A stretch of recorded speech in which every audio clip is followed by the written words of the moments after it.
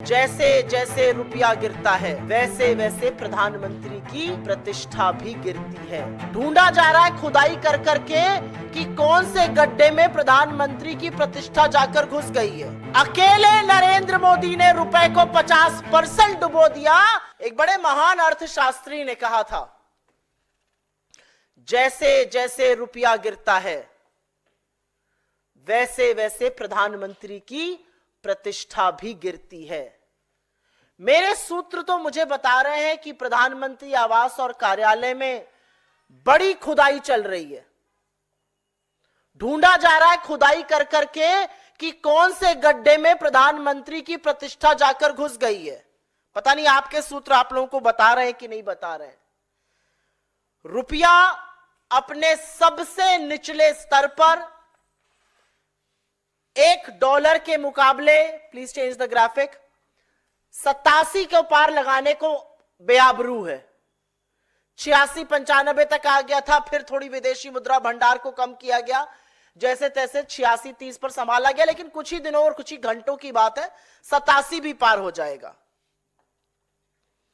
और यहां पर इसलिए यह बात बतानी जरूरी है क्योंकि जब नरेंद्र मोदी इस देश के प्रधानमंत्री बने मई 2014 में, तब उनको हमने रुपया 58 पे दिया था। चौथा ग्राफिक लगाइए। $1 के मुकाबले मई 2014 में रुपया 58 था। जनवरी 2025 आते आते वो 87 पहुंच गया है। अकेले नरेंद्र मोदी ने रुपए को 50% डुबो दिया। रुपया पतला होता जा रहा है, यही कहते थे वो, और उसको पतला वो करते जा रहे हैं। और ये भी कहते थे मैं शासन में बैठा हूं, मैं समझ सकता हूं। अब तो आप प्रधानमंत्री बने बैठे हैं, क्यों नहीं समझ पा रहे हैं। 58 पे रुपया दिया गया, उसको 87 पे पहुंचाया, मतलब 29 रुपए के करीब करीब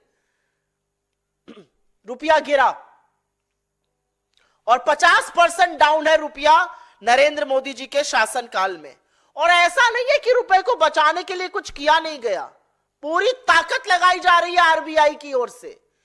विदेशी मुद्रा भंडार, अगला ग्राफिक दिखाया जाए, 5वां।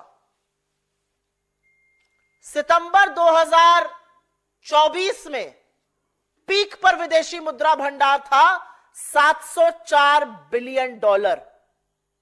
उसमें से लगभग $80 बिलियन खर्च कर दिया गया कि किसी तरह से तो संभले रुपया, लेकिन वो रस्साकशी चल रही है और रुपया संभल नहीं रहा है।